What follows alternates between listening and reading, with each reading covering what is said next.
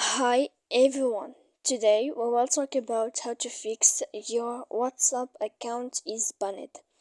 To know how to fix or how to solve your WhatsApp account is banned, you should just go to settings like this. We will click.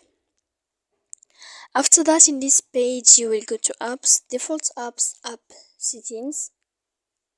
When you will see this list, you will go down to find the application of WhatsApp. And when you will see this page, you will click force stop. When you will end this, you will enter to storage.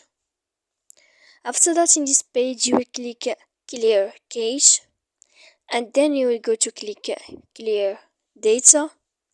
And after all that, you can turn off your Wi-Fi. So please don't forget to support us by like and subscribe. See you next time.